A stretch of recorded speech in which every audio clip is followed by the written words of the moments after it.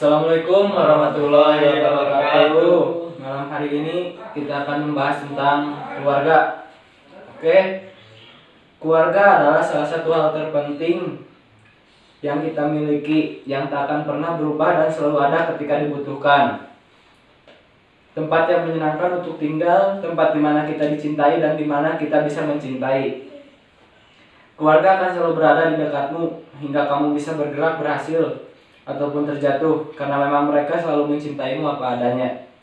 Menurut Wikipedia, keluarga adalah unit terkecil dari masyarakat yang tersusun atas kepala keluarga dan beberapa orang yang terkumpul dan tinggal bersama pada suatu tempat di bawah satu atap dalam kondisi yang saling membutuhkan atau ketergantungan. Keluarga merupakan mereka yang menghargaimu dan menjadi bagian paling penting dalam hidupmu. Ketika kamu mencintai apa yang kamu miliki, kamu memiliki semua yang kamu butuhkan. Jangan pernah menyerah, apalagi untuk keluarga. Selalu ada jalan selama kita mau berusaha dan berdoa. Zaman memang sudah berubah, tapi manusia tetap sama. Kita tetap butuh cinta, kebahagiaan, dan kehangatan sebuah keluarga. Hiduplah sedemikian rupa, sehingga kamu tidak akan merasa malu ketika orang berbicara tentang keluargamu. Membahas tentang keluarga tentu saja akan ada dampak negatifnya, seperti hancurnya rumah tangga. Dan ada juga dampak negatif dari keluarga yang tidak harmonis. Dan pertama kita akan membahas tentang dampak negatif dari keluarga yang tidak harmonis oleh saudara Doski GB. Silakan Doski GB. Ya, dampak negatif dari pernikahan yang tidak harmonis bagi ayah. Karena ego orang tua yang terlalu besar, terkadang suasana kacau dan tidak harmonis dalam keluarga dirasa sebagai hal yang biasa. Tapi terkadang anaklah yang harus dipaksa memaklumi segala keadaan yang ada. Padahal harus dimengerti bahwa kehancuran dalam rumah tangga menyebabkan sang anak menjadi korban dan memberikan banyak dampak negatif yang luar biasa bagi pertumbuhan dan perkembangan anak. Berikut beberapa dampak negatif yang dapat sang anak dari pernikahan yang tidak harmonis. 1. Merasa tidak dihargai.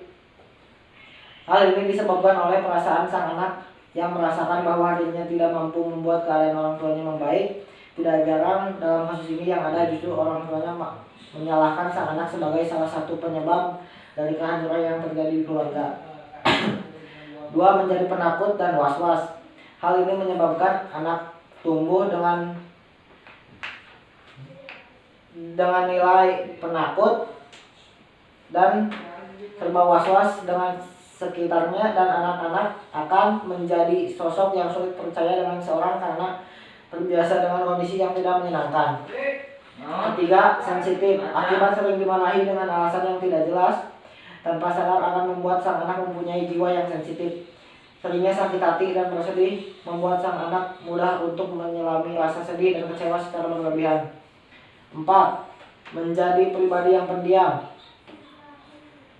Melihat orang tua bertengkar setiap hari dan mendengar ucapan-ucapan kasar yang tidak baik untuk didengar, rasa dendam pun sedikit demi sedikit mulai tertanam di benak sang anak.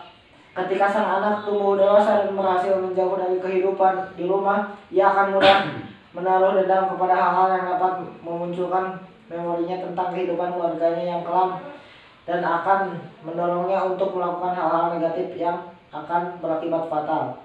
Yang kelima, melampiaskan emosi dengan hal yang negatif. Banyak kasus yang sudah membuktikan anak yang berasal dari keluarga yang tidak harmonis akan tumbuh menjadi anak yang nakal dan menyebarkan dampak negatif di lingkungannya, seperti melakukan tindakan kriminal, menjadi temperamental, dan lain-lain. Dan yang terakhir adalah trauma terhadap pernikahan. Tidak terlihat, namun ini adalah dampak yang sangat bahaya bagi kehidupan anak kedepannya. Melihat pernikahan sebagai kenyataan hidup yang pedih, akibatnya setelah dewasa anak kehilangan hasrat untuk menikah. Keenam poin di atas dapat menjadi pertimbangan bagi orang tua sejatinya. Hak seorang anak ialah untuk disayang dan mendapatkan pendidikan yang baik. Dan ingat, anak adalah korban dalam pernikahan yang tidak harmonis. Ya, jika tadi membahas dampak negatif dari keluarga yang tidak harmonis, maka selanjutnya akan menjelaskan tentang penyebab hancurnya rumah tangga oleh saudara Ahmad Ibe. Ya, silakan Ahmad Ibe. Ya, terima kasih Rizky. Penyebab hancurnya hubungan rumah tangga itu cukup banyak, tapi ada beberapa kebiasaan buruk yang dapat menghancurkan hubungan rumah tangga ialah: 1. Tidak saling memikirkan kepentingan bersama. Pasangan yang sering tidak selaras tujuannya cenderung hanya memikirkan kepentingan dan perasaannya masing-masing. 2. Tidak lagi saling membutuhkan. Setiap orang seringkali memiliki kebutuhan yang mengharapkan pasangannya untuk memenuhi hal tersebut, namun seringkali dalam hubungan antar pasangan hal ini sulit dikemukakan. 3. Tidak ada ikatan hubungan yang hangat. Sering mengucapkan I love you namun benar-benar tak saling berhubungan. 4. Membiarkan keintiman yang mulai berkurang. Sentuhan kasih sayang diperlukan dalam hubungan. Ketika hal ini berkurang dan masing-masing pihak tidak berjuang untuk saling memberi cinta, kehancuran hubungan sudah menanti. 5. Saling mengabaikan. Mulai sering lupa dengan janji atau hal-hal penting dalam hubungan dan mulai tidak saling memperhatikan. 6. Menyimpan kebencian. Memendam konflik ini akan menjadi racun yang pelan-pelan membunuh hubungan. 7. Membiarkan masalah. Jika dalam hubungan kita tidak menyelesaikan masalah dan hanya memeredamnya, itu hanya akan menghancurkan hubungan secara perlahan-lahan. 8. Saling mengkritik. Hal ini hanya akan membuat kedua belah pihak melihat kesalahan masing-masing. 9. Bertengkar untuk hidup. Ketika Anda lebih fokus untuk menjadi benar dalam sebuah pertengkaran dalam hubungan, bersiaplah untuk memungkinkan paling buruk. Jadi, jika ingin memiliki hubungan yang awet, usahakan jangan melakukan kebiasaan seperti yang saya sebutkan di atas. Dan jika ingin menjalin hubungan yang langgeng, kalian harus 1. Saling percaya. 2. Komunikasi yang baik. 3. Menghadapi masalah. 4. Jauhkan rasa bosan pada pasangan. 5. Saling mendukung. 6. Saling menyalahkan, jangan saling menyalahkan. 7. Tak perlu mengungkit masa lalu. 8. Saling mensyukuri di setiap keadaan. Anda tidak bisa begitu saja menyerah pada seseorang karena situasinya tidak ideal. Hubungan yang luar biasa tidak hebat karena memiliki angka 0 masalah, tapi untuk mereka yang hebat karena kedua orang cukup peduli tentang orang lain untuk menemukan cara untuk membuatnya bekerja. Terkadang hati mampu melihat apa yang tidak nampak di mata. Ya, itu dia penyebab hancurnya rumah tangga. Berdasarkan data Badan Pusat Statistik atau BPS, angka pernikahan dan perceraian di Indonesia dari 2015 sampai 2017 terjadi 1 perceraian dalam setiap 5 pernikahan. Itu merupakan hal yang buruk. Dan ada beberapa pesan atau kata yang ingin diungkapkan oleh seorang anak kepada orang tua namun tidak dapat diungkapkan secara langsung. Seperti cintailah aku sepenuhnya. Saat seorang merasa dicintai, maka dia akan tumbuh dan berkembang dengan rasa aman. Saat hati sang anak terluka, obat untuk hati yang terluka ialah kasih sayang.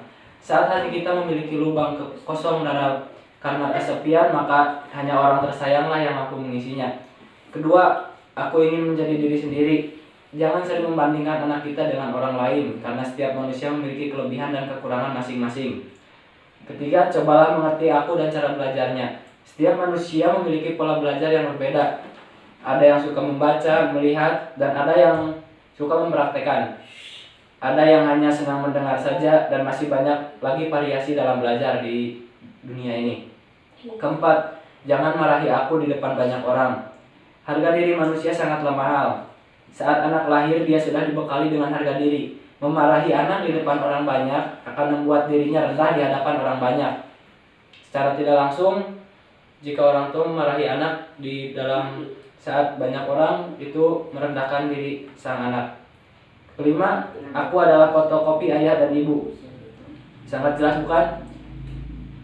Anak adalah produk dari orang tua. Ketika di rumah orang tua berbicara dengan berteriak, maka besar kemungkinan anak akan menirunya. Tindakan Anda berbicara lebih kuat dari sekedar watak Anda. Keenam, jangan perlakukan aku seperti anak kecil terus. Karena sejatinya anak jika sudah dewasa tidak ingin dihadang-hadangi seperti dianggap masih kecil lah apalah. Dan ketujuh, biarkan aku mencoba dan belajar. Jika anak tidak tahu, maka beritahulah. Jangan malah memarahinya, itu hanya akan membuat anak takut untuk mencoba hal baru. 8. Jangan buat aku bingung. Anak membutuhkan arahan, terkadang anak tidak bisa mengambil keputusan baik di saat genting dan krusial. Maka di saat itulah peran orang tua untuk membantu dengan sang anak. Jangan menjawab terserah, hal itu hanya akan membingungkan sang anak. 9. Jangan terlalu mengekang. Jangan terlalu melarang-larang anak untuk melakukan hal-hal yang diinginkannya. Jika itu baik untuk dia, janganlah dikekang. Ya, dan terima kasih untuk semua kasih sayang dan kehangatannya. Terima kasih telah menjadi tempat untuk berpulang. Terima kasih telah menerima apa adanya. Terima kasih untuk segala-galanya. Terima kasih. Sekian bahasan dari kami. Semoga bermanfaat. Wabillahi taufiq wal hidayah. Wassalamualaikum warahmatullahi wabarakatuh.